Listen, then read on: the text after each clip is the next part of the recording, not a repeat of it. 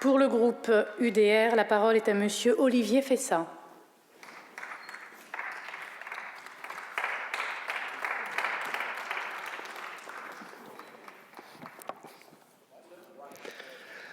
Merci Madame la Présidente, Monsieur le Premier ministre, chers collègues. Nous avons maintenant nos petites habitudes dans ce rendez-vous désormais récurrent et pour vous épargner toute lassitude, vous noterez que le groupe UDR prend soin d'alterner votre interlocuteur entre mon excellent collègue Maxime Michelet et moi-même.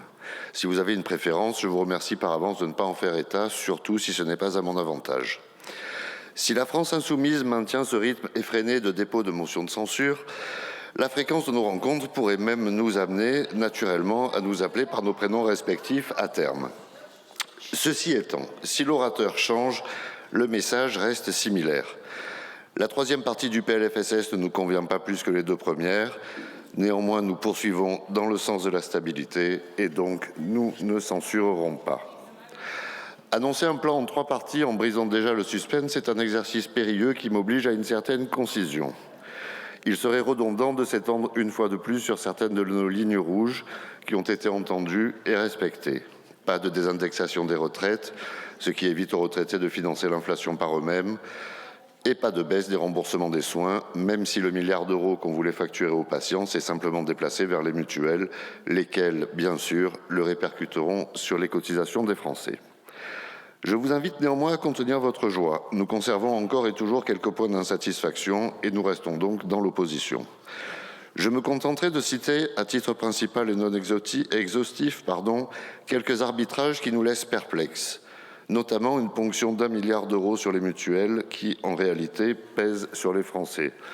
Les tarifs ayant déjà été augmentés en anticipation, cette mesure risque de devenir une ponction durable. Autre zone de perplexité, un alourdissement des charges générales sur les entreprises.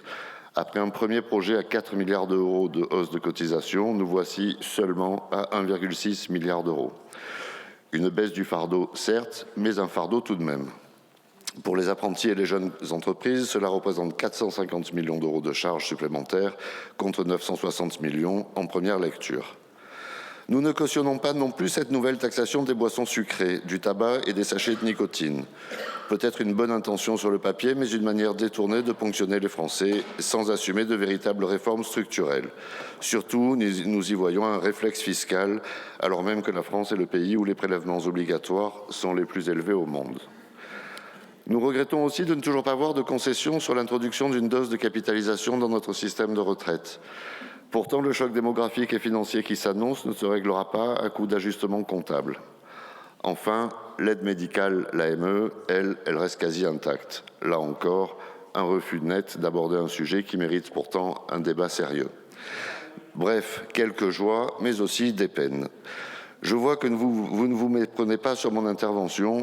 Nous savons que les mesures courageuses, indispensables, ne pourront être prises que par une majorité courageuse, donc dès que les urnes auront porté notre alliance au pouvoir. Dans cet intervalle de temps, que nous espérons bref dans l'intérêt de la France, nous accepterons de subir, dans les limites du respect de nos valeurs fondatrices, certaines faiblesses de votre part, déjà aux frontières du supportable.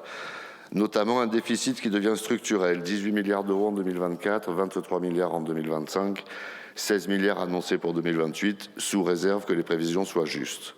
Notamment une absence totale de vraies économies, on rabote ici et là, mais rien qui s'attaque aux racines du problème. Notamment une lutte contre la fraude sociale encore bien timide. On en parle, on la renforce un peu, mais toujours pas de carte vitale biométrique. Nous vous donnons donc rendez-vous dans très peu de temps pour un travail sérieux sur ces questions. Notre intérêt à tous est que la sécurité sociale protège tous les Français et que cette protection ne fasse pas peser un poids insupportable sur la croissance et l'emploi, qui sont les seules manières de garantir aux générations futures la même protection pour les risques de la vie.